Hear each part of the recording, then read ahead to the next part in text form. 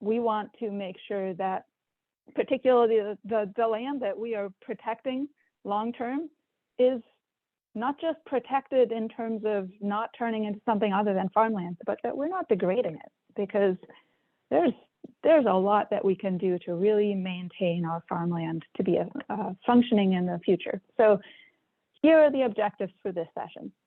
I am hoping that by the end of this session, and certainly by the end of this training, you all can become comfortable talking, at least at a baseline level, with a producer you're meeting in the field about why soil health matters and some of the benefits that a producer or a landowner can gain from having healthy soils.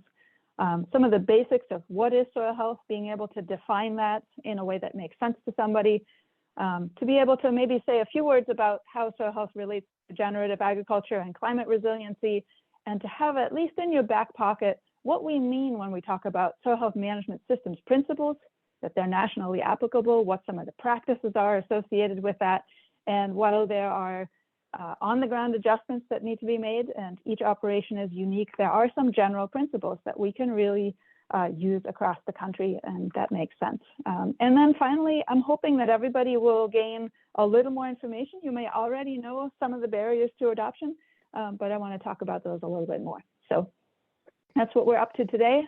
I will do that in 3 sessions throughout these 90 minutes. First, I'll give a bit of an introduction on some basics of soil health and some of the benefits. Then we'll take maybe about 25 minutes to go through soil health management systems principles and practices. And then we'll spend about 15 minutes on barriers to soil health adoption. And some of these topics will be covered further in part 2 that will be after lunch. So, introducing the topic. First, I want to lay the stage. I think all of us are very aware that we face as human beings some pretty serious issues, right? We have a changing climate, temperatures are increasing, temperatures are getting more extreme. Water, I mean, the number of large hurricanes that we're experiencing these days are pretty scary, are impacting a lot of people, right? We have a changing climate, our population continues to grow. Food security, we're in fairly good shape in this country, but even that was scary, especially during the pandemic.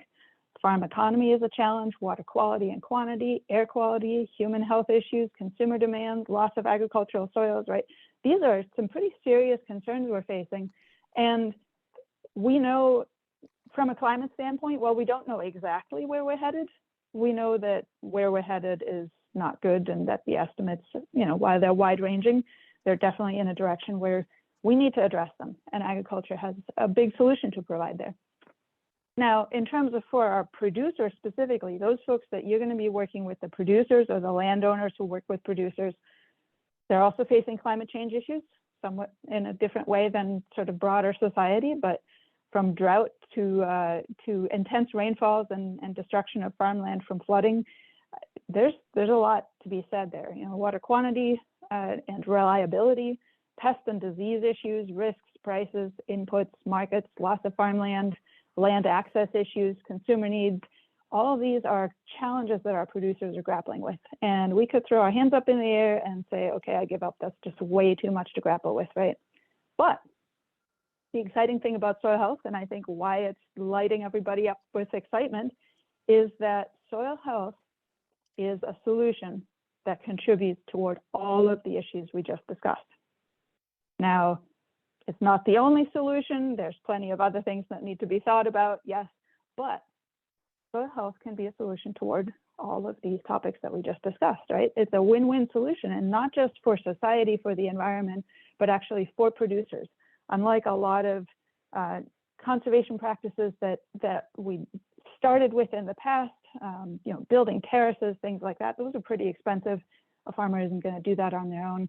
Soil health, on the other hand, once a producer gets started, if they have the right technical assistance, if they have someone to lean on, if they have a peer that they can talk with, they can make money with soil health. And we'll talk a lot about that today. Michelle's session will really dive in depth on that and some producer case studies. So building high-functioning, resilient soils that are part of regenerative systems, we can do that with soil health. So that's exciting. Here's Hugh Hammond Bennett, who in 1943 was visionary. He said, if we are bold in our thinking, courageous in accepting new ideas, and willing to work with instead of against our land, we shall find in conservation farming an avenue to the greatest food production the world has ever known. That's visionary, and it still applies today, because the thing is, we need to be open to new ideas. And one of the things, as you get into the soil health realm, if you start talking to producers, you will encounter the producer that says, "That doesn't work around here. Nope, not me. Somebody else can do that, but I can't. That's not what I'm up for," right? And we need to open folks to new ideas, and we'll talk a little bit about that. But Hugh, who then started the Natural Resources Conservation Service and has provided a lot of leadership, had a vision there, and really what he was talking about here was soil health. So when we talk about soils, for those of you who are not as familiar with soils, I want to go over a few basics. First, what functions would we like our soils to provide? We expect a lot of our soils, and even when we don't know it, for those that don't have soils background, I used to teach in high schools a little bit here and there, and I would ask kids, okay, name one thing that you think has nothing to do at all with soil health, and we'll figure out a way to tie it to soil health. And I really do think it is that broad. It's good exercise. Think about whatever you're sitting on, you'll figure out some way that it's tied to soil, some way that it's tied to soil health. Soil health touches all of our lives, and that's one of the exciting entry points, is that everybody, whether it's a producer, whether it's a landowner, whether it's somebody who eats, which is all of us, right? All of us are touched by soil health. So we expect all of these things from our soils. And so I want to decide to just take one moment to define what soils are and really kind of put perspective on this. What's so special about soils and their health is that they are tied to everything, right? Soil is an interface and a foundation to all of life. Our soils are tied to all of life through photosynthesis, through respiration, through cycling of nutrients, through all the microorganisms in soil. They're tied to the minerals that are the surface crust of the earth, right? Leaching, soil formation, runoff, groundwater recharge, rock weathering, a lot of it by biological organisms, elemental uptake, water, soil water evaporation, air, respiration from soil life that's in the soil. All of our respiration goes into the air that affects all the plants that grow in soil, that bring carbon back into the soils. I mean, it's all interconnected. Here's a web of life, right? And soils are at the foundation of that web of life, and all of us are intricately connected to our soils. What exactly are soils in terms of, we pick up a handful, what is it? In general, it's a very generic diagram, but about half of that soil is solid stuff, mineral matter and organic matter. Organic matter is somewhere between, usually 1% or so and 5–10%, depending on what soil type you have, where it was formed, and depending on how it's managed. And then the pores are filled with air and water and biota. And while the soil organisms, the living stuff in soil, is generally a small fraction of the volume, that empty space where the air, the water, and the soil organisms live, that is where all the interesting stuff happens. That right there is where all the functioning comes from. And that right there, those biota, if you pick up a handful of soil, there are more organisms in that handful of soil than there are people on Earth. Now think about that. What kind of a mega city we have under our feet, right? Nobody ever thinks about this. So when you talk to your next landowner, there'll be some things to say, and we'll get into that. So I want to define soil health, right? Often we think about health, human health, everybody can relate to human health, right? And whether you've got a cold, whether you've got a broken leg, whether you've got a stomach bug, whether you've got some kind of major disease, you're not healthy and you're not going to be functioning as well. Soil is not an organism. There are certainly some in the scientific community that say, don't call it soil health because it's not an organism, but it's an ecosystem. So NRCS defines soil health, and a whole lot of organizations have picked up this this definition. So soil health is the continued capacity of the soil to function as a vital living ecosystem that sustains plants, animals, and humans. With some key things: continued, capacity, right? We want that soil to continue to function. And it's critical that it provides all those functions that we just talked about and more. And it's a vital living ecosystem. We can't, as humans, subsist on Earth without that vital living ecosystem. So we need to maintain the functioning of those soils. And that's why we're all here, right? We're learning about how critical it is that soil continue to function so that we can do this. So here's our definition. And I just want to say, aggregates, an aggregate is like a house. If you think of it that way, anybody can relate to it. The interesting stuff is in the empty spaces. If you don't have those empty spaces, right? Earthquake happens, house falls apart. Now we can't use that house, right? I mean, that's an extreme example, but if you think about tillage in an agricultural system, that's exactly what's happening. It's kind of like an earthquake going through, and all of those billions of organisms that are in a handful of soil suddenly don't have that same structure that they have built and that they live in, right? So we can think about it in ways that relate to human beings in a way that all of us are familiar with, and suddenly it makes a lot more sense. So big food web, I'm not going to go much in depth, but one thing I am going to say is the only reason all that life in soil exists is because the sun provides solar energy and plants photosynthesize, bring that energy and that carbon down into the soil, and that is what the entire ecosystem below ground, and therefore all of us, depend on. We could not eat without plants bringing in that solar energy, even though we don't necessarily think of that every day, but it's because of that solar energy. And so our ability with healthy soils to really capture that solar energy year round is key to taking care of healthy soils. So some basic functions. Good structure. We need good structure. We need good infiltration. When our aggregates fall apart, we start getting runoff and erosion. That's not what we want. Soil health, function, and resilience. We can talk about the resilience and resistance of soils. We might have a certain level of function, and soils can be characterized to some extent by how they respond to disturbance. And so a soil that has high resistance, which is the ability of the soil to basically not react much to a disturbance, will just continue to function even when a disturbance has just happened. A soil that has low resistance might take a hit in function, but then if it has high resilience, that soil function will come back up. And a soil with low resistance and low resilience will basically lose function and continue to have that lost function. When we build healthy soils, in short, we regenerate soils that are down at this level, right? We don't want to just sustain soil health because we have degradation all over the country. We want to regenerate. And when we talk about regenerative systems, at the core, at the foundation of that is regenerating our soil's ability to function so that the entire system can function. So we want to take these soils that are at low function and bring them back up through management. And that's key to soil health management.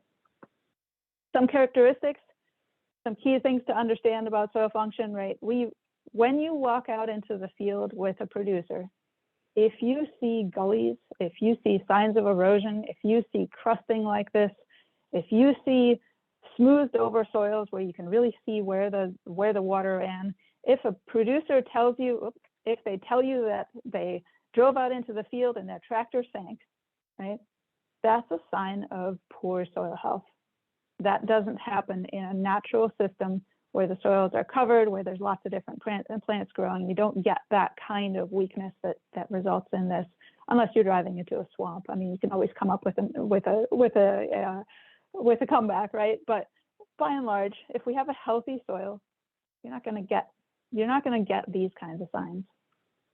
So I'm just going to flip through a bunch of pictures just to give you some images, because for those of you who have been out in the field but haven't thought about soil health, one of the things you want to be able to do is to look at a field and say, wait a second, didn't I see that in that soil health talk?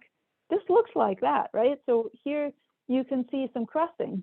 You can see that whoever drove through here probably drove when it was quite wet, but it got compacted. You got some pretty big prints. You can see the raindrop impact on these clods of soil. You can see this corn isn't doing well.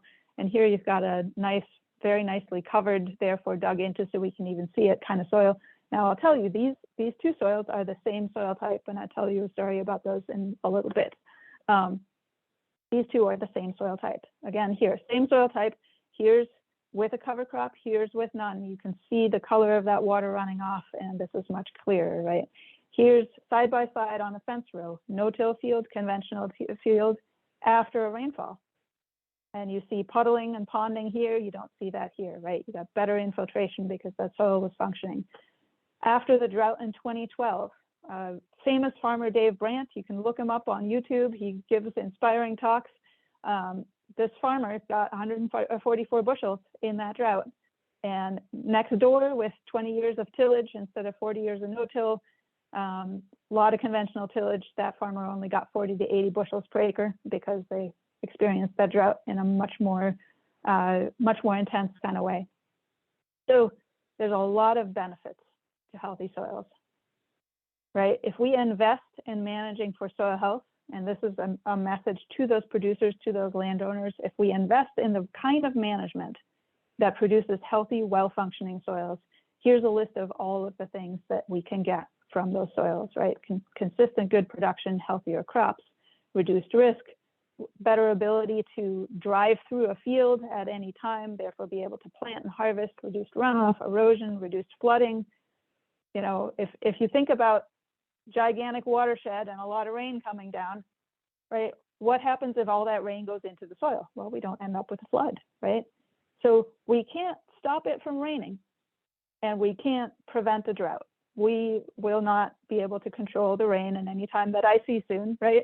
But if we weatherproof our soils, we can get all these benefits: air quality, a healthy environment, habitat for beneficial organisms, right? We can save energy, we can reduce pest pressure, we can increase nutrient cycling so we don't have to pay for as many inputs.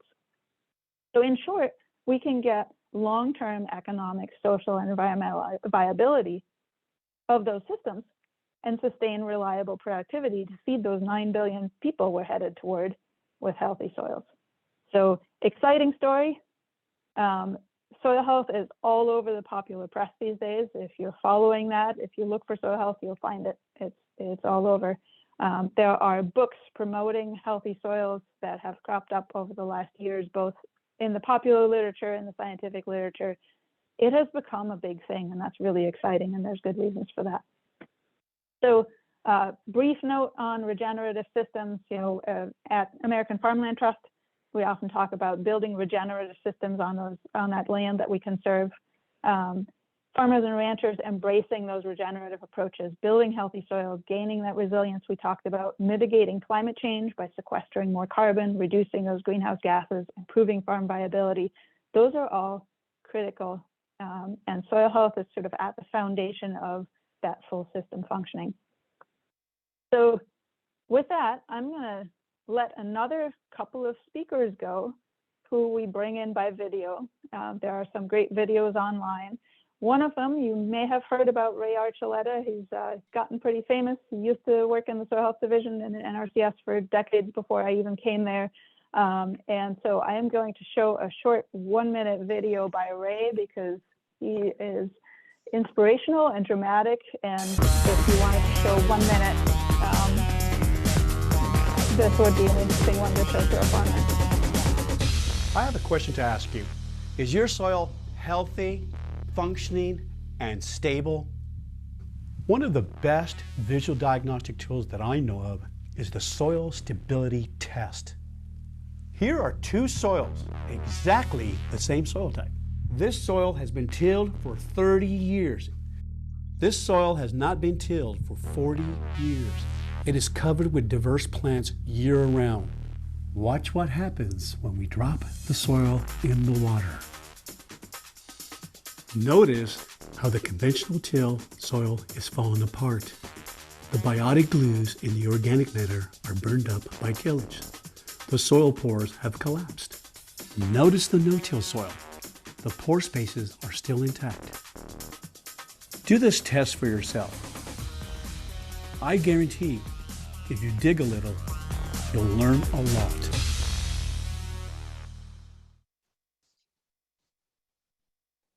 Well, there you go. There's Dr. Gandry, which one is better? Got a remember to turn off the ads that unfortunately show up after that. Sorry about that.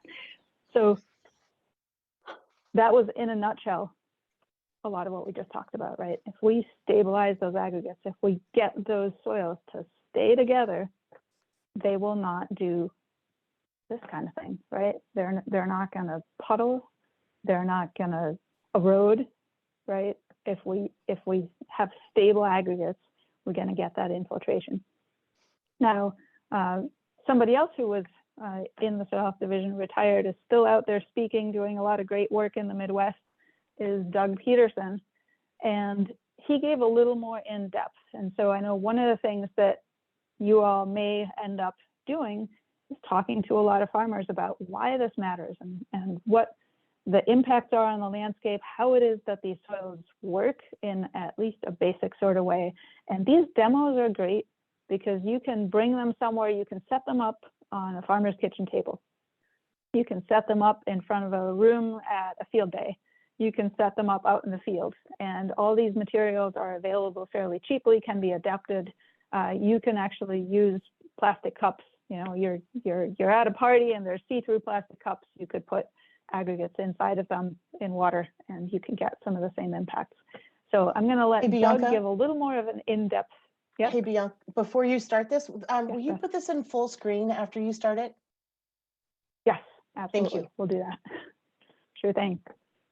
So I'm going to start Doug Peterson's video to give you a little more in-depth, give you a bit of a demonstration. So today we're going to look at some demos to help us understand soil function. You know, we talked about the definition of soil function. So we got a couple of trays right here. So can you see any differences in these trays? Can you see a difference in the color? Maybe a difference in the aggregation. This one, this tray is got a lot more dust to it. This tray's got more aggregates to it. So here's the deal. These two trays, even though they look pretty different, they're actually mapped exactly the same soil type.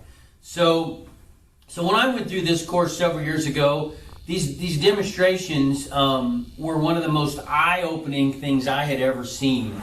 And so we're going to do those for you guys here today as part of this. So we've got two trays here. The difference is what? They're the same soil type. The difference is management, okay? This tray right here has been tilled for many years, conventional tillage, farmed every year. This tray right here is a no-till field, hasn't been tilled, hasn't had any conventional tillage in it for a long time. So we're going to take a couple of aggregates. This first demonstration is, it's called the Slate Test, okay?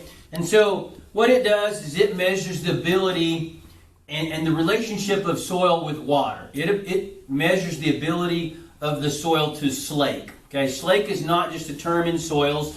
It's a term that simply means to fall away. Okay, so we've got two air-dried aggregates here, and so you can call them an aggregate. You could call them a clod. What's the difference to you in an aggregate or a clod? So to me, a clod, if you would ask a farmer, most of them are going to tell you a clod is a chunk of soil that's formed under pressure and compaction, wetness, pressure, and compaction. Whereas an aggregate is a chunk of soil, the same soil, sand, silt, and clay, a little organic matter, but it's a chunk of soil that's made up of natural processes from biology and roots, and you'll learn more about that as we go. But again, two air-dried aggregates. One comes from a long-term tilled soil, one comes from a no-tilled soil, mapped the same soil type. We've got a couple of cylinders here. We're just going to set them in, and maybe we're going to set them in there. And now as the water soaks in, you can see the air bubbles coming out. So we know the water's soaking in, but already you can start to see some differences occurring. You can see the water. You can see the water in this side right here. See the individual particles of sand, silt, and clay are beginning to break loose. As that water soaks in, those individual particles are falling apart. They're breaking loose off of there. So, again, we'll just watch it for a couple of minutes here. So now think about this. These are the same soil type, mapped the same. Imagine now this field, is it going to be more susceptible or less susceptible to erosion compared to this field? Okay? Huge differences there. Yet, map the same soil type, same hydrologic group, everything else is the same. And so we'll just watch that for a couple of minutes here, again, as the water's soaking in. So you'll learn, as you go through this course, you'll learn that it's the biology that creates the glues that holds that soil together. The biology is what creates the secretions in the soil. The roots create those exudates that you'll learn about that hold that soil together. And in a few minutes, you'll see this is just going to be completely gone, okay? And as that's going, we'll kind of start talking about our next demonstration here. We'll just let that continue to fall. You can see the clarity of the water. So think about water quality downstream from this field compared to this field. This one's just completely clear, isn't it? As opposed to this one. And it's just going to continue. As that water soaks in, it creates pressure, and those individual particles of sand, silt, and clay that make up that clod begin to break and begin to fall away. Okay? So now, as we go to our next demonstration, we'll continue to let that react a little bit. So our next demonstration is an infiltration demonstration. So, what part of the soil does water actually infiltrate through? If I was going to pour water on this table right here, if I pour water on that table, did the water soak through that table? It didn't, did it? What would I have to do to this table to get water to soak through it? I'd have to drill holes in it, wouldn't I? I'd have to put holes in the table. The soil is the same way. Water can't go through a solid like this table, and if the soil is solid, the water can't go through the soil. So it has to have pore spaces in the soil for the water to go through. And so if we have a soil that in the presence of water, and think about it, this is just water soaking into this aggregate. It's not water pounding on the surface of the field. It's not water rushing across the field. If we add a little bit of disturbance, a little bit of motion, look how much, just a little bit of motion, look how much more movement we get from that soil as compared to this one. We can move it, and we may get some pieces breaking off the outside, but they're not individual particles of sand, silt, and clay. They're small microaggregates, and there's really very little discoloration, sedimentation in the water itself. Again, as compared to this one. So, if we have soil that in the presence of water, in the presence of rainfall, falls apart like that, what's it going to do to infiltration? Okay? So we've got our two rainfall simulator. We're going to put some soil in here. This is our this one right here again is our healthy soil. We're just going to set some soil in here. Get a couple inches of soil in there. Okay? We've got holes here. We've got holes in the bottom. We're going to make it rain. Now we'll do the same thing with our tilled soil.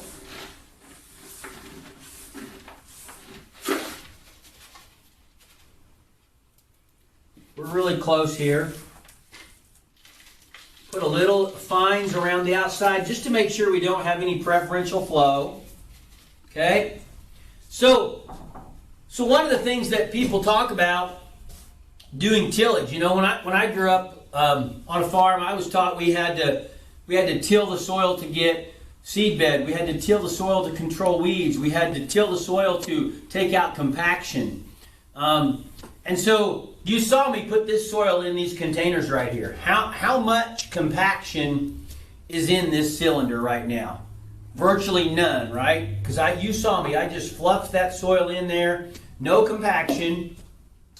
So now we're going to make it rain. And again, as we make it rain and watch this demonstration, think about aggregate stability. That's the term that you're going to learn as you go through this course.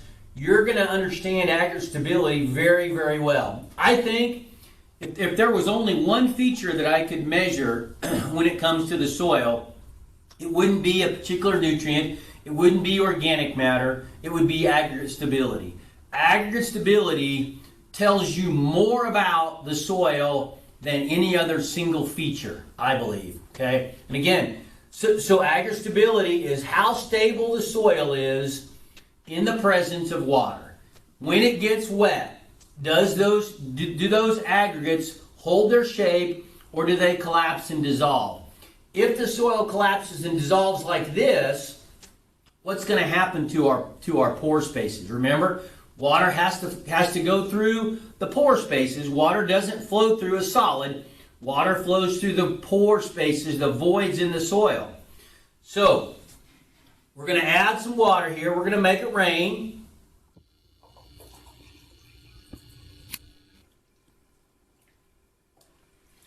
You can see it raining through there. So as the water, as it begins to rain in these little demonstration cylinders, so this one right here, this is our healthy soil again. The water's running through it almost as fast as it rains, isn't it? Because why?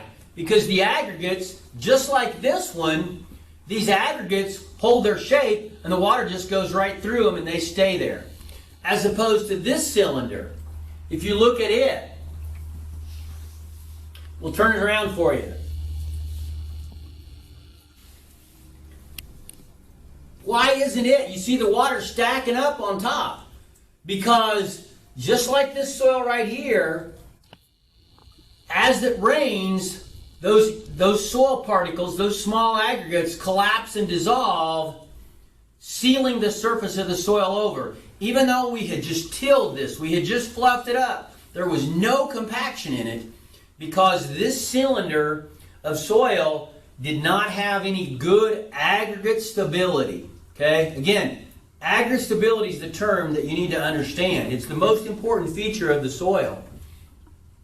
So if this was a field, this was a crop field, this water, where would all this water have gone? We're actually trying to hydraulically force water through that. If this was a field that had any slope, it would all be gone, wouldn't it? It would not be available for future crop production. It would have ran off very quickly, causing flooding, causing erosion. But yet, these two cylinders are mapped exactly the same soil type. They're the same soil type. The difference is long-term management.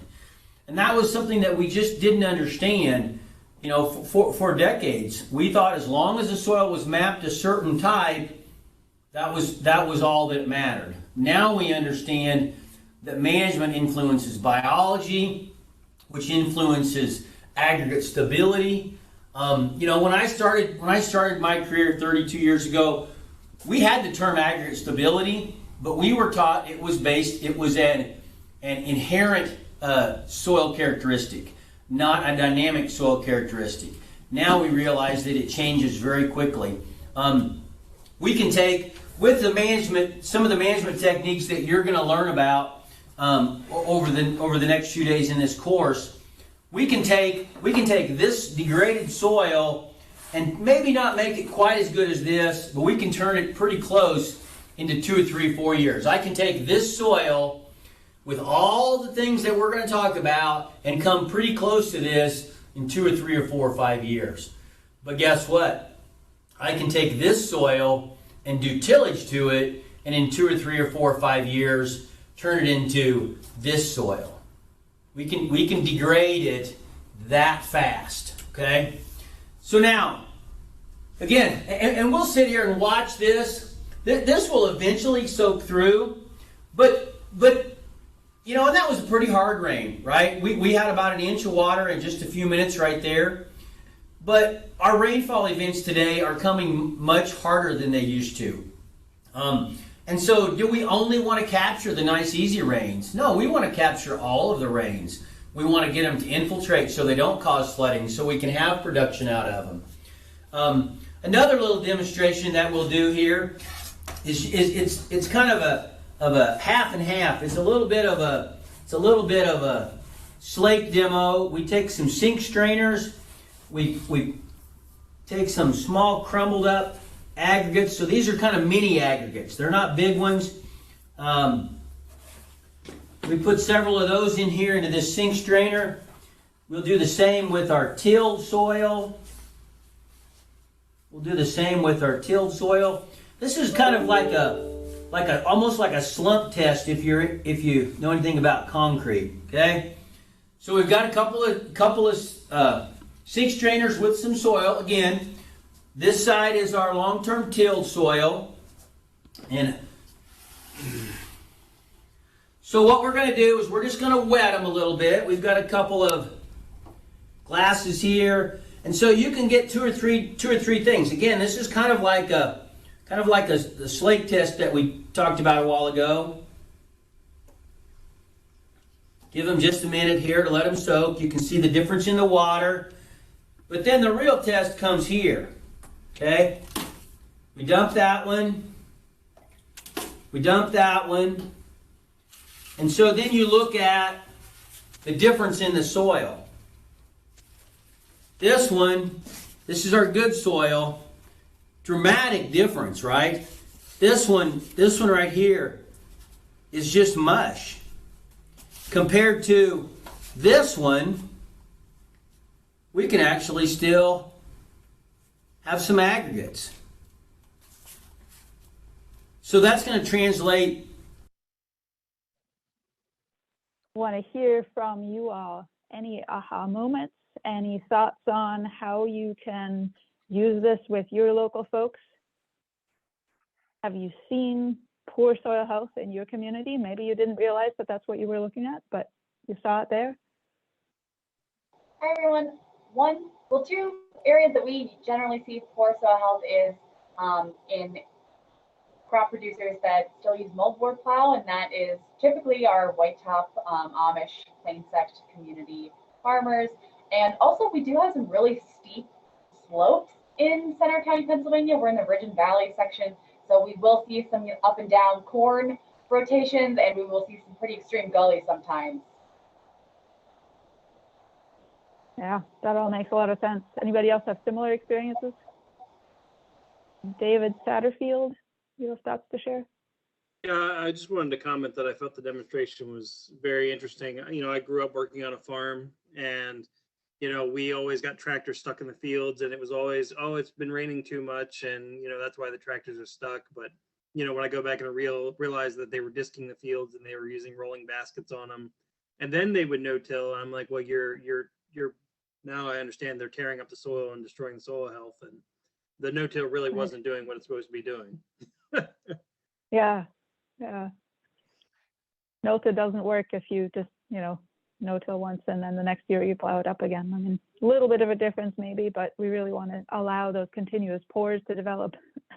We want to be able to allow crop roots to get down in, for that ecosystem to really develop itself, for all those exudates from the roots to be decomposed by the organisms, and for those organisms to build up that structure. Those minerals, sand, silt, and clay, they're all that stuff that was just floating through that column in the demo, right? But when our organisms use those as bricks to build the walls of that house, those aggregates, that's when we get really truly stable soils that provide us with all those functions. Other thoughts that folks have? I have a little bit of time for discussion. We ran over a little bit in this section so far, but we can take a bit of time here. We can take a bit of time later, whatever works for you all.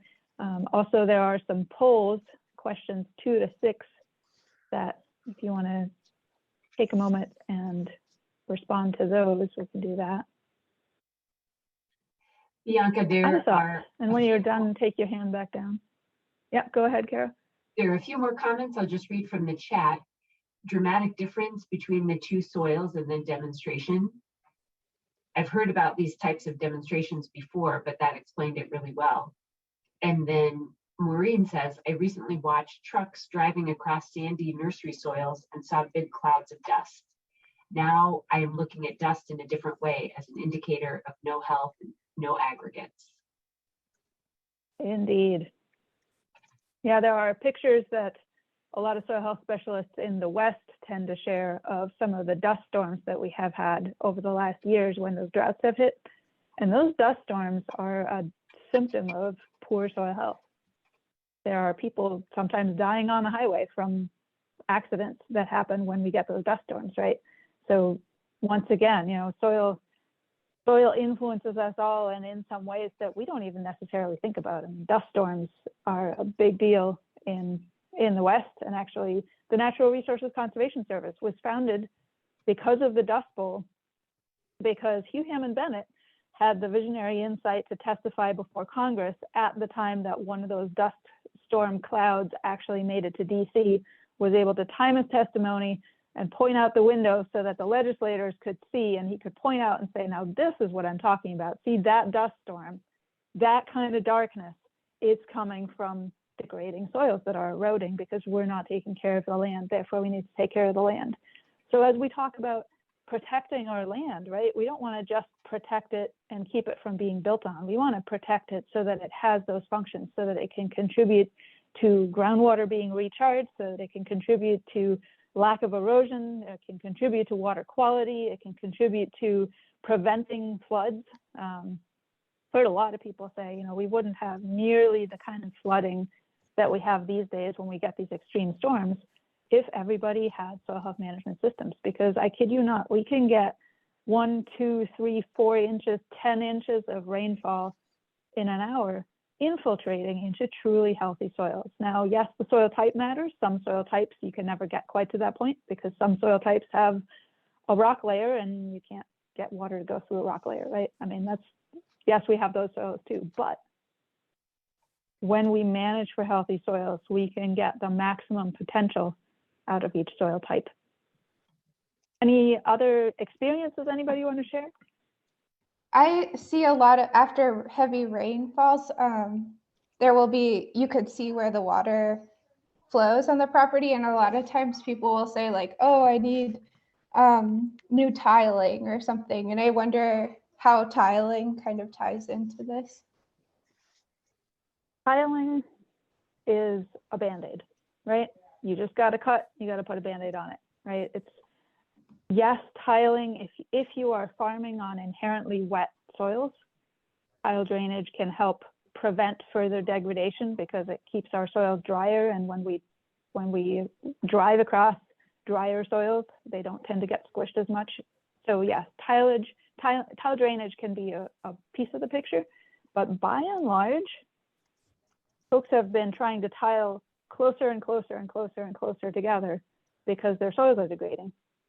And people who had tile drainage and didn't do anything about that, but transitioned to soil health management systems, will talk about their stories of how suddenly they didn't seem to need them anymore. Suddenly they stopped getting the ponding, they stopped getting the crusting, they stopped getting those rivers running down through their property when it rained because the water just went in.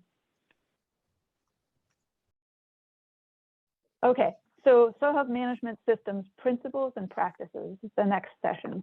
And there's a lot to say here. We do days, weeks of courses. I used to teach a course on soil health management that was a full 4-credit course at Cornell University. At NRCS, we have a 3-day training that every planner is required to take that goes a lot more in depth on each of the various management practices and how you implement those in different parts of the country. But I want to give you at least a flavor of how soils degrade, what practices degrade them, what that then looks like, and how we bring them back, right? I still occasionally get folks that are surprised about just how damaging tillage is. Residue, got to have residue cover, got to have some kind of cover on the soil surface, got to have diversity in our systems. As we have lost our diversity and increased our tillage since we started agriculture on this continent in a broad scale, hundreds, thousands of acres at a time kind of way, we've lost a tremendous amount of organic matter. We've increased our erosion. We've increased the compaction that we get as we've lost that organic matter, as we've lost biological activity from all that disturbance and from that lack of food for the biota, we've lost biological activity, we've lost aggregate stability. You're going to hear me say aggregate stability. You've heard it a bunch of times just now. I really do think it's one of the most meaningful indicators. It's one you can put in front of a farmer, put in front of a landowner and say, look, what would you like your soil to do? Would you like it to do this or would you like it to do that? And I think it's going to create some aha moments. A lot of farmers have switched their management after seeing some of these demonstrations and learning what they can do. Right. So as we lose aggregate stability, we get more crusting, we get more surface compaction, we get even more erosion, we get less infiltration, we get less drainage through the soil, so less groundwater recharge also, we get more erosion, we lose more of that water, so now it's not available for our crops. We lose even more organic matter as we get more erosion, right? Because most of the organic matter tends to be in the surface soils. So we lose that. Most of our nutrients, especially if we're fertilizing, most of those nutrients are there. If we are growing legumes and they're bringing us nitrogen that they're pulling into the soil, that can be eroded with that soil organic matter. We're losing our topsoil, and that's the most valuable part. That's the most valuable functioning soil in terms of crop production. And as our soils further degrade, we tend to get more ponding. We tend to get less water storage. We tend to get more droughts because of that. We lose nutrient availability because our crops are stressed. The roots are stressed. They can't quite access the nutrients in the same way because they can't grow with as much proliferation as they did before. Nitrogen gets lost from the soils when these kinds of situations happen. We get more pests and disease because we tend to have fewer of the beneficial organisms that keep the disease organisms in check. We tend to have more stressful conditions. Stressed plants are more susceptible to disease. And in this country, we might be able to avoid all of these impacts right here, right? Crop yields, hunger, malnutrition, we tend to see those globally, and they are definitely widespread. But in this country, we sometimes see those crop yield losses. And sometimes it's just that the farmer says, you know, I just can't make a profit. I am needing to use more irrigation. I'm needing to use more pesticides, more fertilizers to get the same yield. And I just can't quite maintain. I keep using more fuel to get through that field. I can't get my crops planted in time because my field is so wet, right? All these kinds of things you might hear, those are soil health issues. Those are all symptoms of an underlying issue of poor aggregate stability, poor soil organism habitat, and the soil not functioning the way that it should. So as that happens, we can see these signs in the field. And so as you walk out there, if you're walking out there with a producer and you see any of those things, you might want to point them out. And you might want to point them to some of these resources. If you don't feel comfortable enough sharing with them about how it all works, that's okay. Because if you can just whet their interest and say, you know, I was in this course, I don't quite remember all the details, I can get you more information, but gosh, I'm seeing that every raindrop that hits seems to leave a little dent and crust over that part of the soil. I'm seeing cracking. I'm seeing ponding and ruts in your soil. I'm seeing that when we stick a shovel in, a big, huge clod, that's just a massive, no aggregation kind of clump that comes out, right? Gosh, we stuck a shovel in, we're getting these parallel cracks. That means there's compaction. You know, you plowed up the soil and you got big, huge clods like this. Those are all signs of poor soil health. And so as you see those signs more, those are things that you can point out to a producer. So some basic soil health principles, right? How do we get out of that rut? How do we get out of this downward spiral of soil degradation?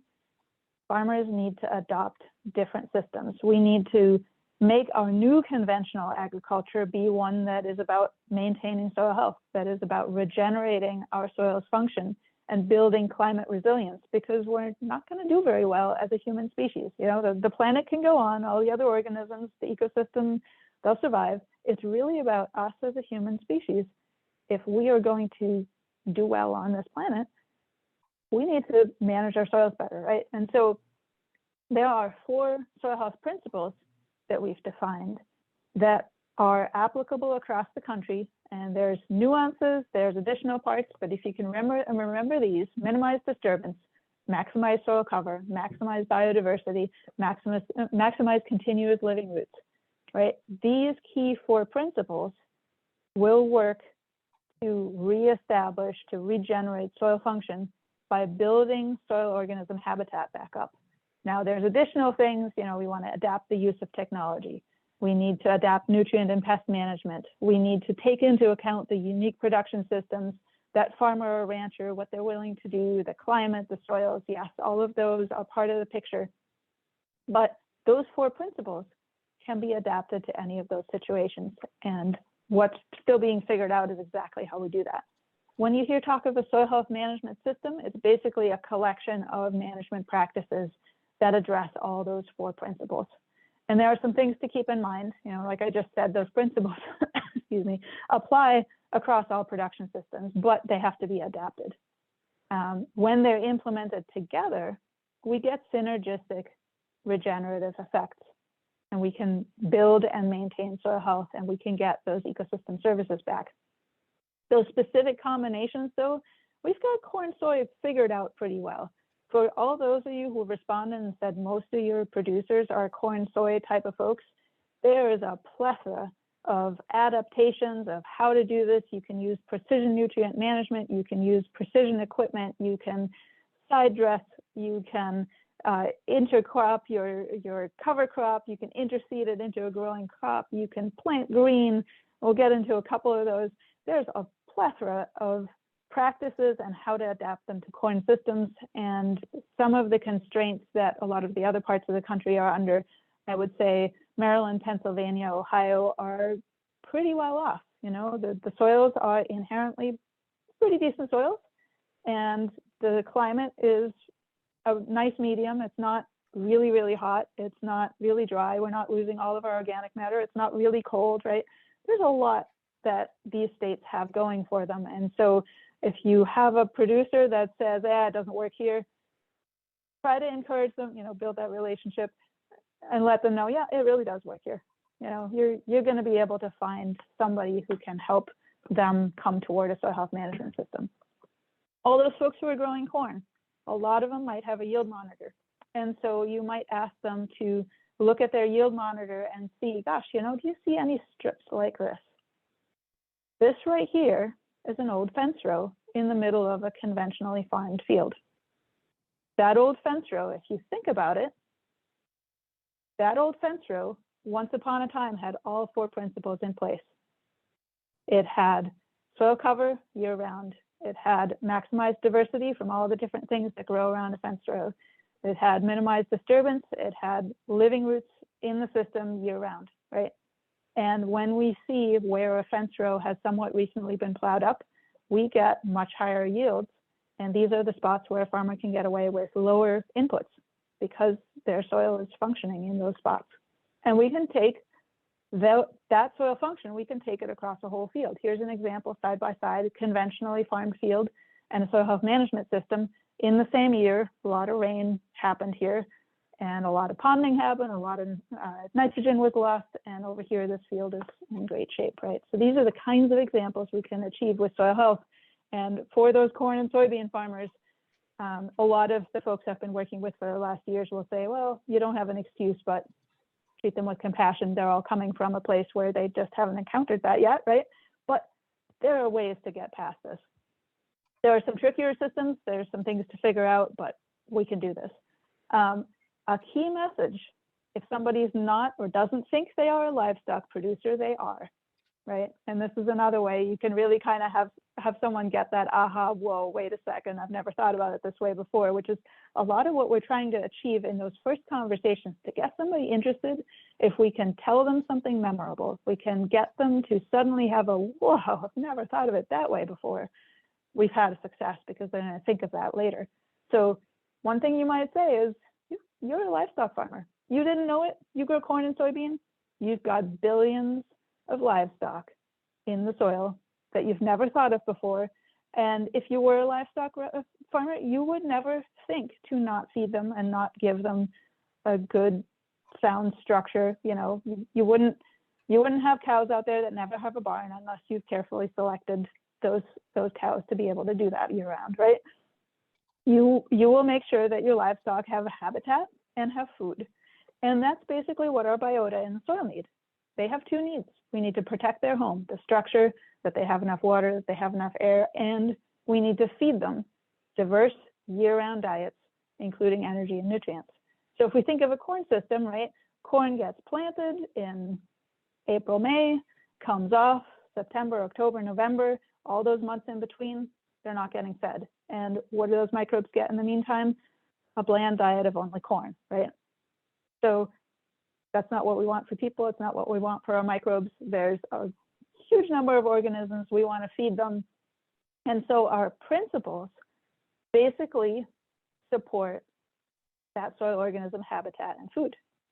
And we can look at maximizing living roots and maximizing diversity as being the feeding functions, right? We're giving them a diverse, continuous supply of carbon, of energy, and of nutrients. We stimulate that diversity through practices. We break disease cycles. We increase organic matter and nutrient cycling. We enhance plant growth. We increase beneficials through these two sets of these principles and the practices that go with them. And then we protect the habitat, right? We protect the aggregates. We allow them to grow more stable. We protect that structure. We protect the access to water, to air.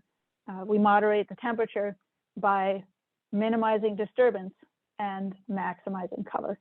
So those are the key principles, and there are practices we can talk about for each of those. So just kind of briefly, right, if we increase biological activity, we're going to upgrade or regenerate or rebuild our soils. And at first, it's going to not be very visible, but after a few years, we're going to start to see that improved structure and improved water availability, et cetera. So in terms of the protect function, minimizing disturbance, we talk about physical, chemical, and biological disturbance, and basically improving that quality of the habitat and that structure. And if we have chronic excessive disturbance, we're going to lose that ability to have habitat for organisms. I'm going to go through these fairly quickly in the interest of time, but I want to provide these slides for everybody. And if you want more, there's always more. But just briefly, what are some of the practices that minimize disturbance? I'm putting the NRCS practice codes with each of those, because if you have any of your producers work with NRCS, they're going to see these numbers. For those of you for whom this is all new, just kind of ignore the numbers for now. But basically what we're talking about here is reducing tillage, putting conservation covers of some sort, covering the soil with something in a perennial way where that soil is protected and not disturbed. Nutrient management and pest management really have a lot of impact in terms of chemical and biological disturbance, and prescribed grazing. We can do a lot with better grazing to decrease disturbance in systems that include animals. When we talk about plow till, moldboard tillage, or any kind of intense system, our soils basically get busted apart. Some organisms respire a whole bunch really quickly, put a bunch of CO2 in the air, degrade all the organic matter, and then there's nothing left, and they're kind of in a starvation diet. In a no-till system, we get sort of consistent respiration over time. So we want to minimize disturbance. We want to maximize soil cover, right? Because we tend to get a lot of ponding like this when we don't have enough cover, but we get really good infiltration when we do, because we're protecting that soil from that really intense impact when raindrop hits. And so there are various reasons to have maximized cover, decreasing erosion, increasing infiltration, a lot of the things we've talked about. But really sort of at the core, we're protecting that habitat for organisms. What are some of the practices for that? And you'll see some of them resurfacing for multiple principles. So there are practices that are great for all four principles. There are practices that are great for a few of them. For maximizing soil cover, we're looking at things like cover cropping. You will hear a lot about cover cropping. A lot of producers are really excited about cover crops. Reducing tillage, again, conservation cover. Mulching is a really great way to cover the soil. Controlled traffic so that the residues stay on the surface, and so that things are not compacted. Forage and biomass planting. Prescribed grazing, again, maintains better cover on the soil.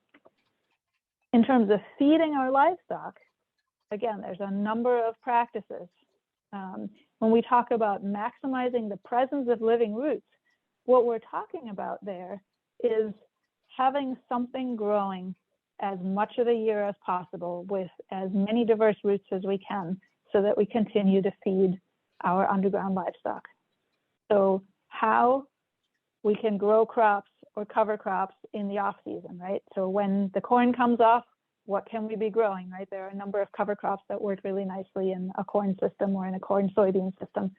We can avoid fallow. There's a lot more fallow in other parts of the country, but those of you who work with vegetable producers, sometimes producers will fallow their ground to till until they get rid of their weed seed bank.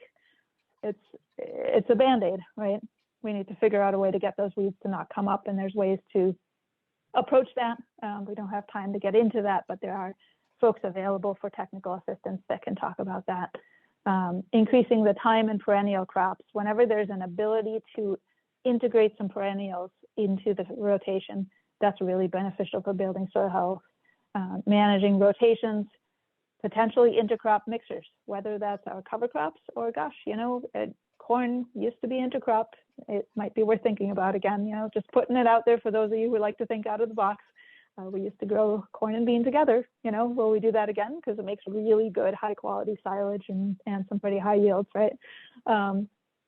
Again, what practices? We're looking at conservation crop rotation, conservation cover again, cover cropping, forage and biomass planting, prescribed grazing. These are all good practices that will contribute to maximizing the presence of living roots and therefore feeding the organisms. Similarly with maximizing biodiversity, right? How do we do that? We need to get diverse organisms into the system, not just corn and soybean. We'd like more than that, right? So we integrate a cover crop. Most producers that are kind of hesitant and risk averse might start with a monoculture cover crop, but at least that puts a third species in the mix. There's a lot of folks having success with mixes of cover crops, increasing the diversity of the crop rotation with mixtures. What other crops can be grown? Now we start getting into markets, right? But there are some successes happening across the country. Integrating livestock back into the system, right? Is there a livestock grower nearby that can graze the cover crops on somebody's land? Now two people win, right? There are ways we can think about this. And so again, here are some of these practices. You've just seen a number of these, and they go for maximizing biodiversity. Also, conservation crop rotation, conservation cover crop, forage and biomass planting, integrated pest management, prescribed grazing. These are all great ways to maximize biodiversity.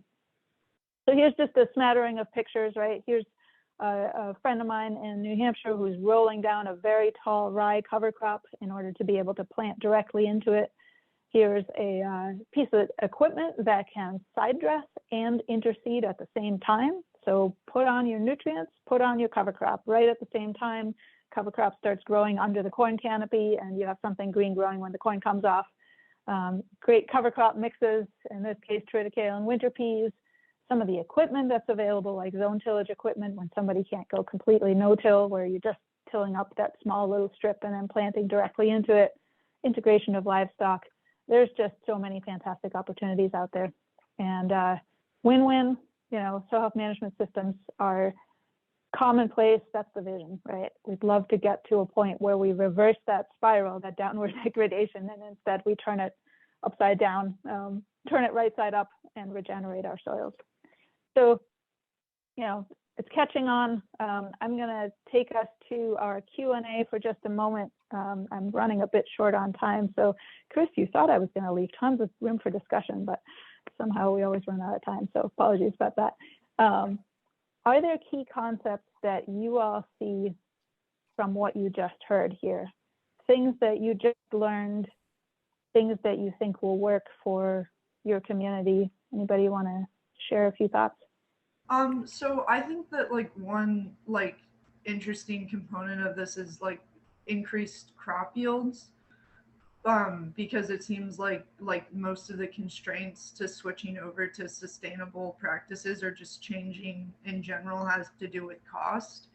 But I'm wondering how would we talk about the risk of switching, and can we say something guaranteeing increased crop yields, because that feels like kind of a risk to take, and it might be more work for them? Absolutely. Yeah. And that's what we get into when we start talking about barriers to adoption, right? That transition is really important. And when a producer doesn't get the technical assistance that they need during that transition and doesn't have a mentor and doesn't have somebody helping them figure out how to transition in a safe, low risk way, producers can get turned off, and that has happened, right? If a producer tries a cover crop and they get a totally failed crop after that, they might never come back to cover cropping. And so we want to avoid that. And that's why it's really critical to both get producers excited and also link them to good technical and financial assistance where somebody can help them see how to avoid the pitfalls. Michelle's session after lunch will dive a lot more into what some producers have done with some case studies, how they have transitioned, some of the challenges they encountered, and how to avoid some of those pitfalls. But yeah, you know, that's a real concern, and we need to be sure that somebody who knows what they're doing can help a producer along. And a good thing to say to a producer is, yeah, you know, if you're excited, you want to try this out, take a field, you know, take a piece of your land where you're not going to take a big hit and try it out and see what you find, and commit to doing it for at least 5 years so that you can learn from it. And, you know, here's some other producers you might talk to in the community, or here's your local NRCS office. This particular person has a lot of experience talking about that, or whatever it may be, right? There are usually some resources that you can link somebody with. And part of what we're going to talk about throughout this course is building those networks, right, as a key component for moving things forward. Other thoughts? Bianca, there's a comment here from Jennifer Carlson saying that diverse cover crop mixes, I think, is an area for growth. We've had a few producers start to do that more, but I think it would be good to have more conversations about it. Yes, absolutely. And you want to get innovators involved who have had success on that, because they often have good insights. And you want to get, you know, any of your partners that work with other producers involved so that you can connect those producer networks. A lot of the time producers will learn from other producers best. And if you have good networks across the various agencies and the message is the same, that really helps, because one of the things that can deter uptake and adoption of these practices is when Extension says one thing, NRCS says another thing, Department of Agriculture says yet another thing. If they're not all on the same page, it's really hard, because the farmer is hearing something different from everywhere, and they're going to go to whoever their most trusted source is, and that might be their fertilizer dealer, right? So you want to get all those people involved talking about these issues. With cover cropping, luckily, there are decision tools being developed right now. At some point over the next couple of years, I think we will get a national cover crop decision support tool. We've got one in the Midwest, so I think Ohio already has a cover crop tool available. These tools are available in the Northeast. Recently, the Northeast cover crop decision support tool was launched, so that exists now. It's still in its beginning stages. So there's starting to be more of a cohesive group working on sort of what the best state of the science and practice is, and that can really help. In terms of barriers to discussion, to adoption, I'll just kind of quickly go through, right? It requires not just the understanding of the physical resource, which is very critical, right? What production system are we dealing with? How does it work to adopt these practices? But also there are social and economic considerations that we've just alluded to multiple times. So building an awareness and understanding of kind of the key human component of this, and what sort of the thought patterns are, what the perception of soil health is amongst producers in your region, what kinds of things keep them from implementing and overcoming those obstacles. Getting the lay of the land of the human component is really important, because people aren't going to just adopt something if, in terms of their mentality, in terms of the paradigm they're in, they think, well, my grandpa did it this way, my dad did it this way, I'm going to keep doing it this way because it works, right? Often it'll take some kind of impetus for somebody to change. In terms of adoption, one of the things to be aware of is that we have this range of folks. We're always going to have some innovators, those about 2.5% at the front of the curve. that really want to try the newest thing. They're going to innovate themselves. They're going to do cool new stuff no matter whether anybody's tried it. They're not going to care about the talk in a coffee shop. They're not going to care about their risk because they're going to figure out how to manage it. And they're going to do really great stuff. Those are the people you want to get to know, because those are the people that are going to be the mentors for the early adopters who are going to say, wow, guy down the street had a lot of success. I want to learn how they did that because I want to do that too. You get those folks in the mix. Now you have a group of people who can talk to that early majority of folks who, you know, once it's tried and true and there's lots of evidence of success, they're going to do it. And then the late majority comes on board, and you're always going to have those laggards. There are still people out there who don't have a cell phone, right? And today, most people have a cell phone. I was adamantly resistant to cell phones back in 2003. I would have never thought I'd get one, and now I have a smartphone and I use it every day and I'm tied to it, right? And so we can think about that and how we've gone from, you know, most people had a landline or no phone all the way to most people now have a smartphone and may not even have a landline anymore, right? That's a pretty big shift. I'm hoping for that shift to happen for soil health, because I think we're going to get a lot of benefit from it. And there are stages to that adoption. And a lot of you all are going to be involved at this awareness stage, right? You can create that awareness. You can help somebody realize that there are different ways and that they may have some issues. And if they take interest, they can then move through the remaining stages, and you may connect them to the folks that help them move all the way to adoption. I don't know what your all's roles are. I think most of your roles are sort of at that initial conversation stage, but you're not there to provide technical advice, but you can help folks find that technical advice. And so understanding that there is this set of stages before somebody fully adopts, you can take a big role in that awareness shift. Now, what are some of the barriers, just to kind of list them out? In Michelle's session, you're going to get a lot more into specifics on some of these barriers. I think a really big one up front all the time is that paradigm shift that's necessary, right? Going from, I'm just fine with what I'm doing, I'm not even thinking about changing the system, to taking that leap of something, you know, a leap of faith, a leap of education, a leap of looking at things differently. You have to take a leap to do things completely differently. And we have to remember that these farmers, that's their livelihood. And the landowners often don't have as much influence on the producer, or the landowner might have to convince the producer. So how do we do that? And we'll talk a lot about that. Landlord-tenant relationships, lack of land tenure, perception, you know, something as simple as the landlord says, I want it to look pretty and clean tilled, right? People still talk about trash in the field when they mean residue. So basic barriers like that, lack of community support, like what gets said in the coffee shop really matters to a lot of people, because we're social animals. We want to be accepted, we want to be understood, we want to be part of the community. And if we do something totally different, well, that can be really hard, right? So building the sub-community that supports that is really critical.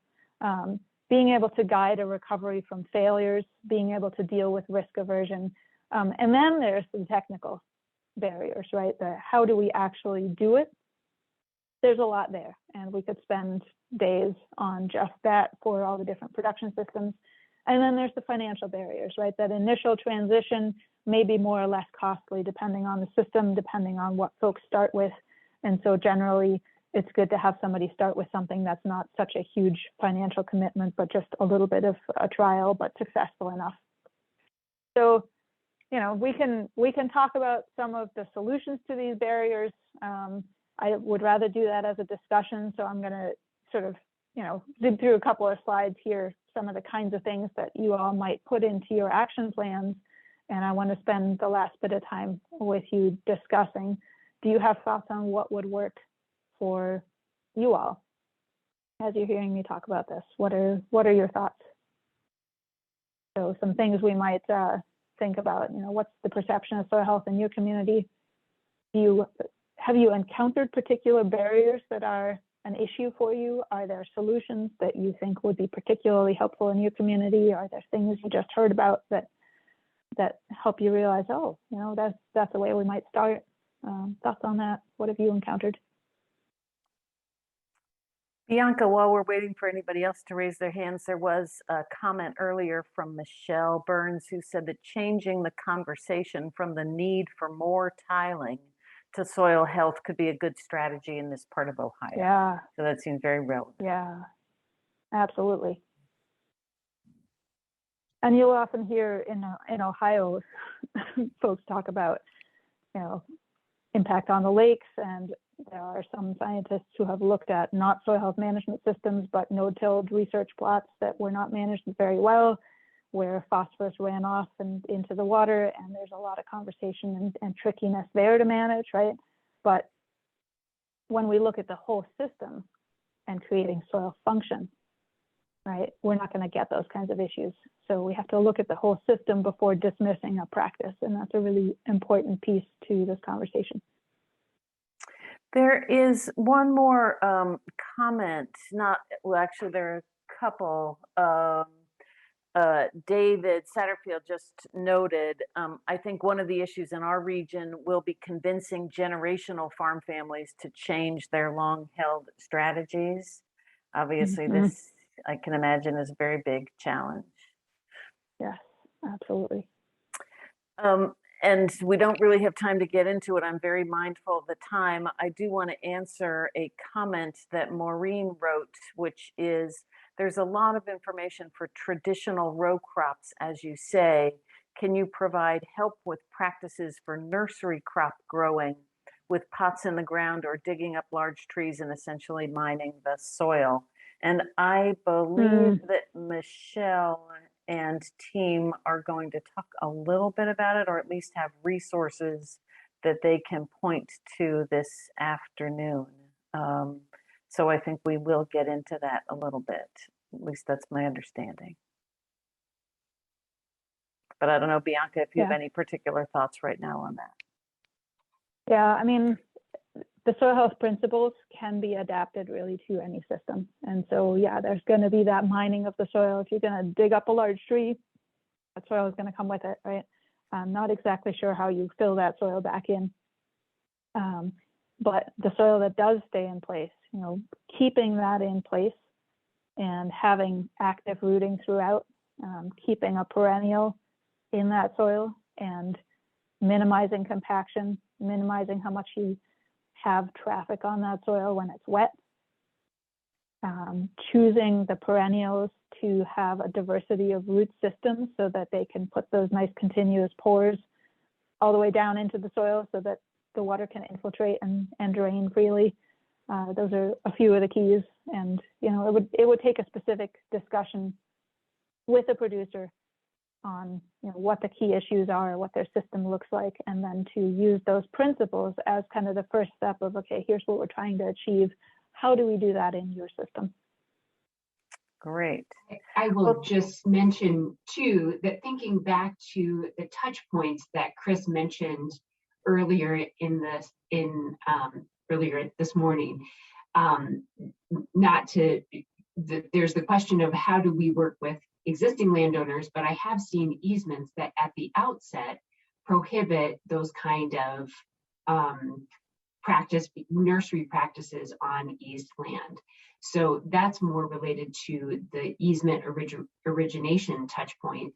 And so that's a discussion that we can have later in this training too.